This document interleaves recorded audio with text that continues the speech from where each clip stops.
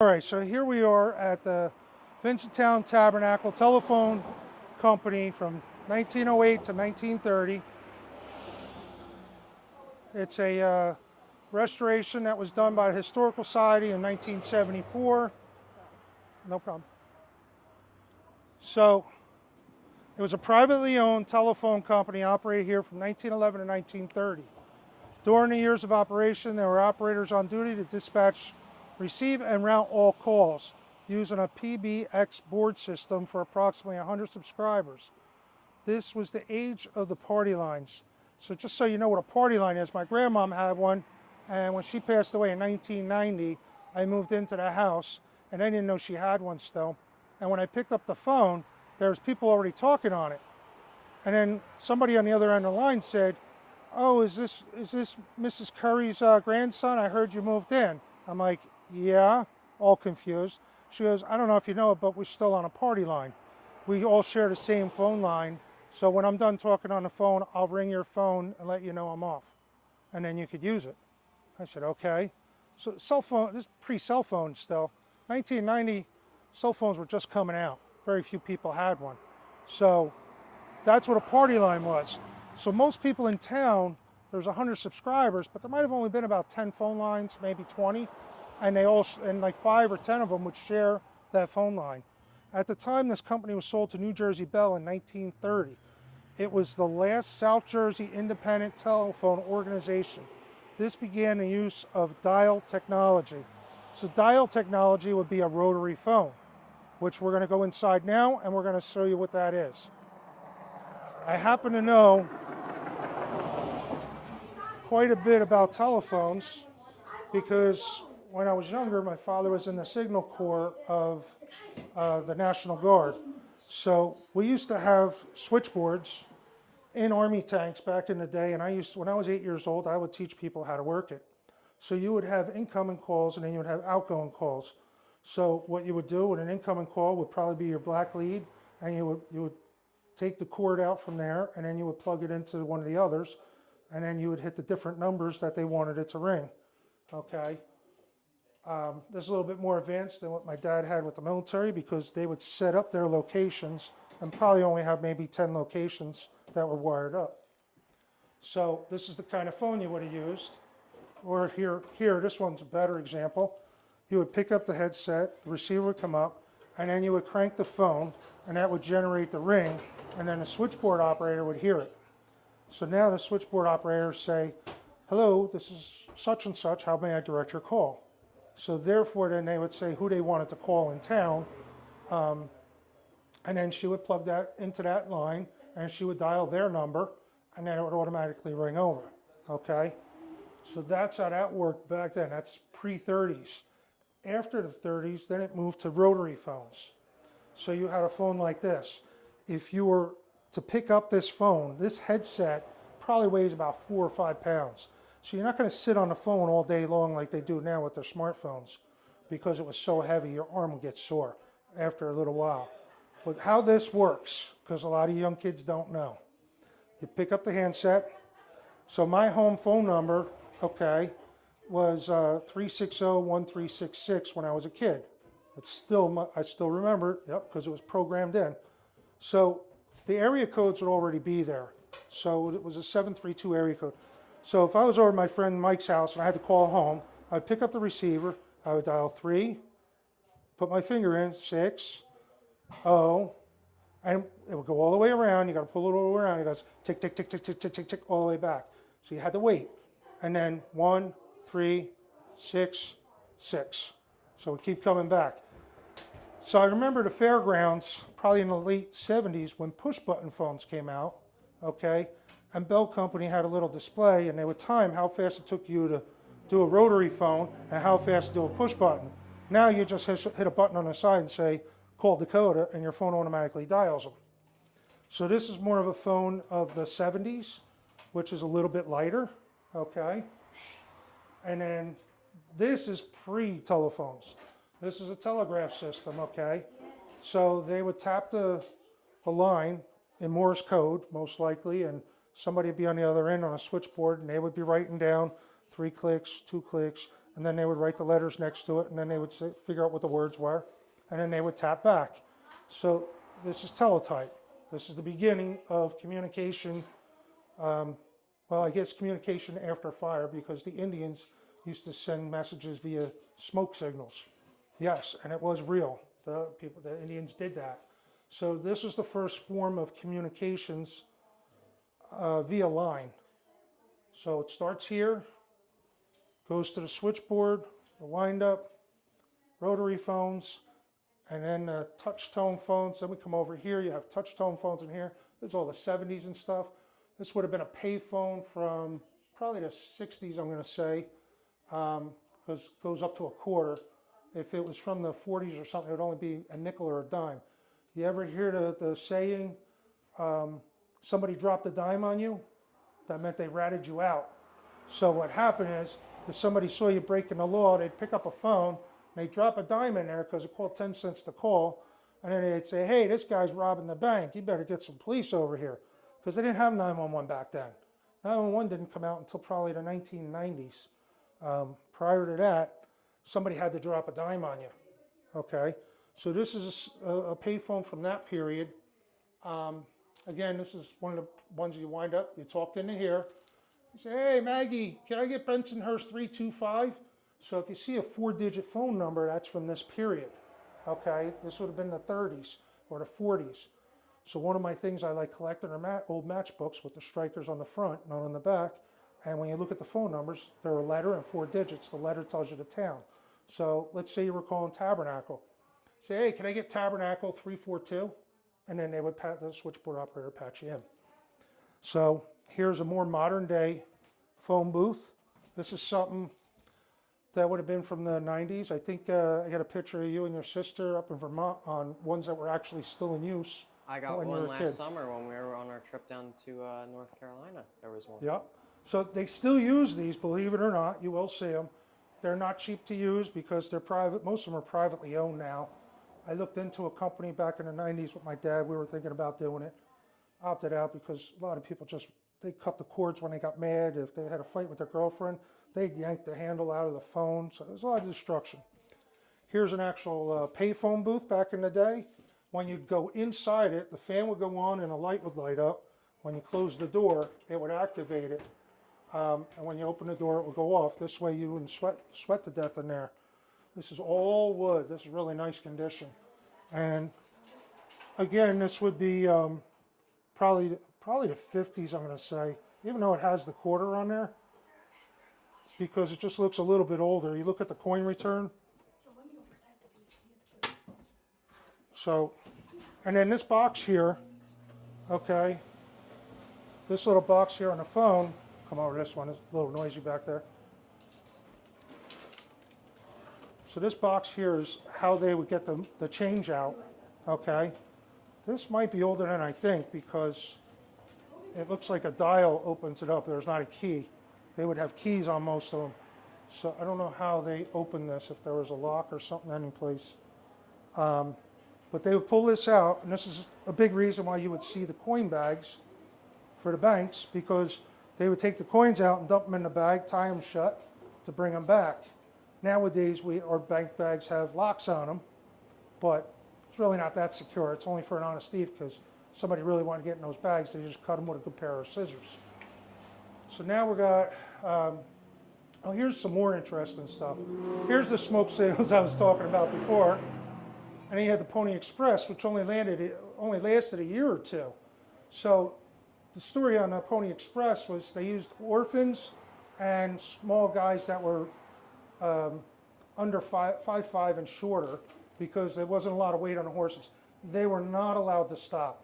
Once they grabbed the bag, they had to go until the next depot. They couldn't stop for food, bathroom breaks, or nothing.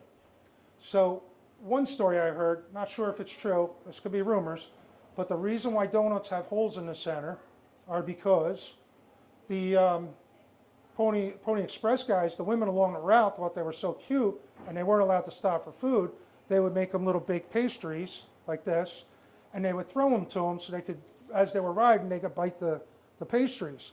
Well, they would only get one bite and then the pastries would fall on the ground because the horse is running. So they started, supposedly rumors, I'm not sure if it's true, they put a hole in the center so the Pony Express guy could stick his thumb through and eat the donut while he was riding. I don't know if that's true, but again, it's cool history.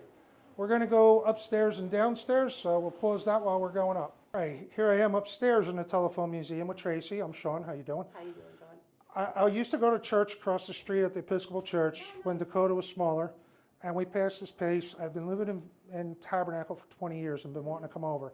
I have your number programmed in my phone, but I've never called to make an appointment. Drove by here yesterday. I saw the sign. I told him, I said, or Thursday, I said, we're going. He's been here when he went to school in Tabernacle. Yes. So he's always told me about it. So please give us a little bit of a tour here. This is great. You probably had it when my mother did it.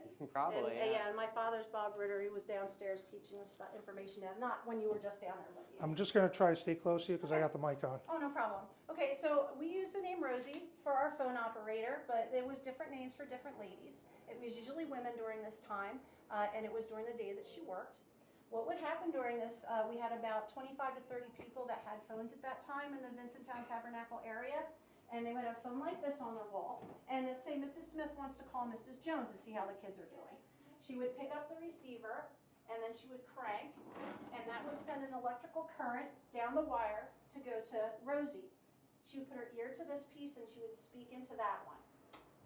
Rosie was always connected to this machine.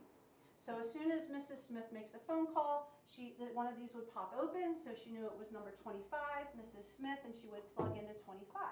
She would then say, hello, Central, because that was the greeting that they used during that time. I would like to speak with Mrs. Jones. Okay, so she would connect to Mrs. Jones, and when she did that, she would hit a button or a crank, we're not sure which it was, and a bell would ring, like a ring, ring, ring, ring would happen in the other person's home. Now back then it was called a party line. So it wasn't just the one person's phone that it would ring, it would be about 3 to 5 I had a party line when my grandmother died in 1990. She still had one. I just described it downstairs on the thing. Okay. When the first time I experienced it, it was still active. It's amazing. And Yeah. This is how everybody knew everybody's business back then.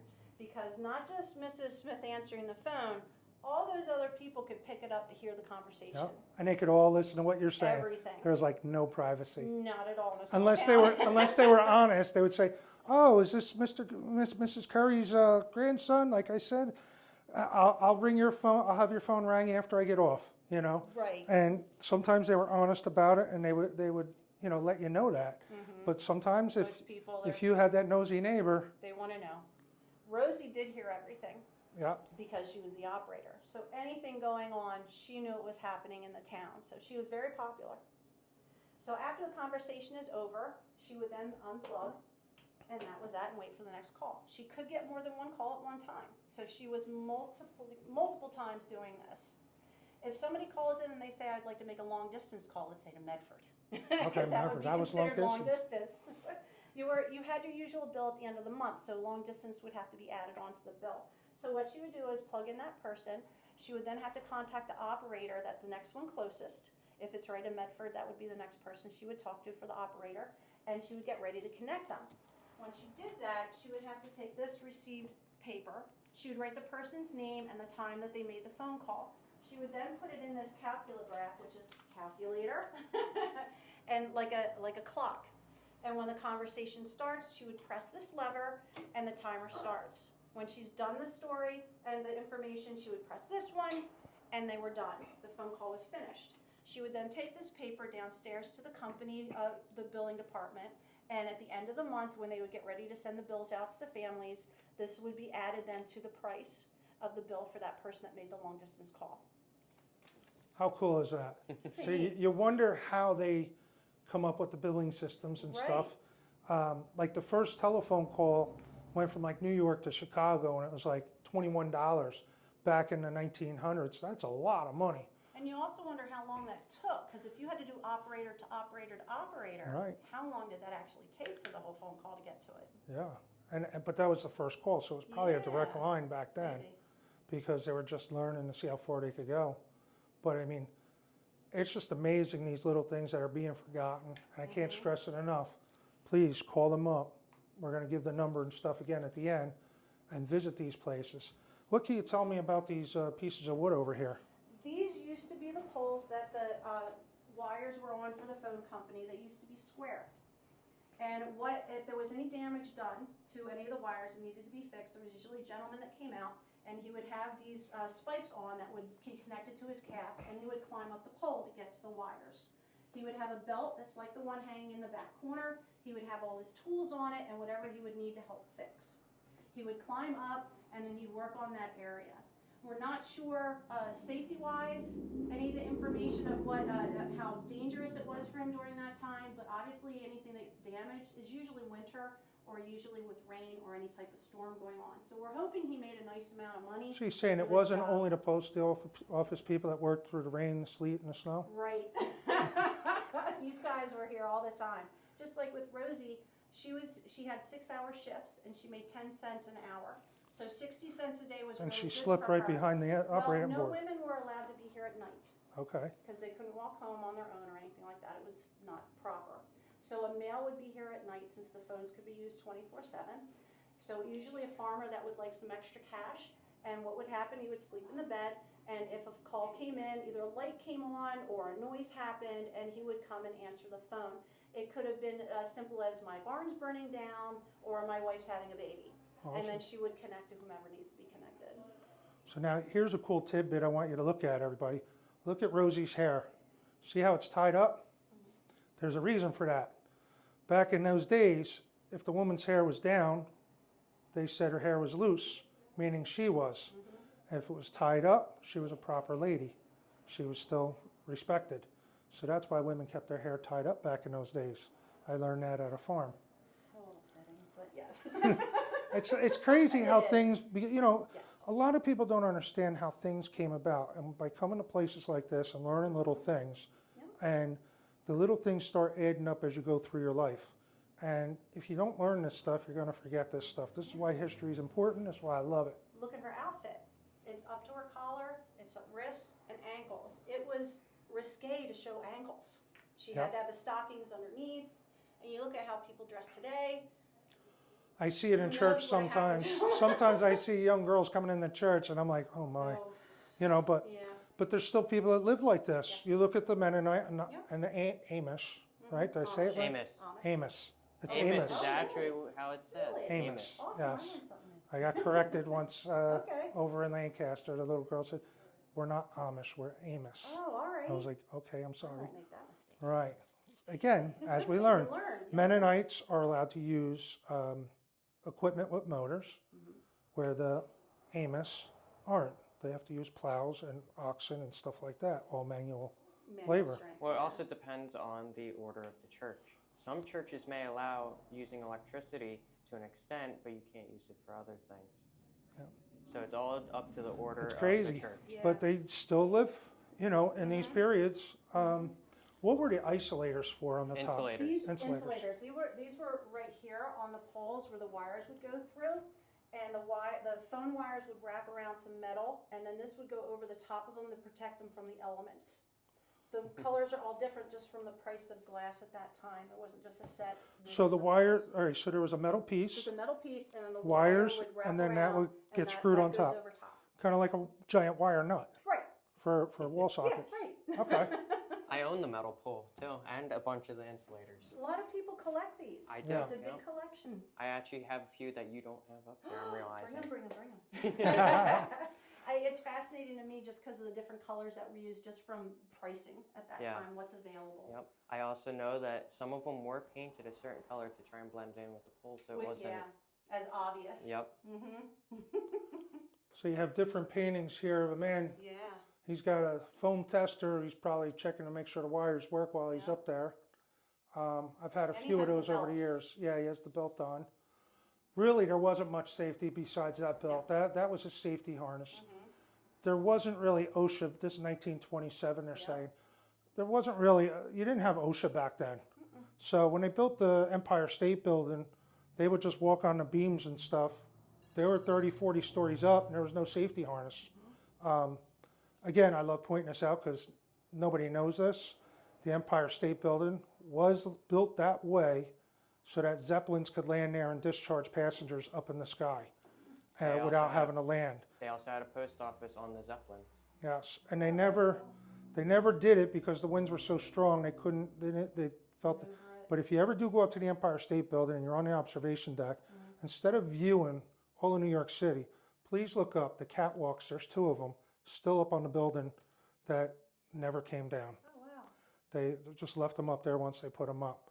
So the history's still there. So where the observation deck is, it's where all the guests would visit, Right. and then they would go up and. I like that they still have it there because then people ask questions. Yeah, so it's just one of those things, you know, it's just a little bit of history everywhere. Yeah. Any other things that you could teach us up here? Well, over here, we have the evolution for the Vincentown Tabernacle service. The actual company, the phone company we had, actually started on 69 Main Street today. It used to be a apothecary pharmacy, and the phone company was in the back in a room. After this was sold, it turned into the post office, which is now the park. Okay, the post office also became the pharmacy, right?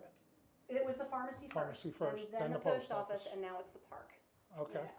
And then in 1911, we were able to purchase this building that we're in for $525. Bell didn't want to purchase this for us to help with the phone connection because we're a small town. They didn't think it would be profitable. So we had a bunch of beneficiaries in the area that all chipped in money to be able to pay for this building for Vincentown and Tabernacle. By the time in 1930, rotary phones started. And I remember when you did the dial went tick, tick, tick, tick, it was no longer one electrical message to Rosie anymore. This was different. So we bypassed Rosie. The building on Red Lion Road, this is where they had the rotary phone building for Bell.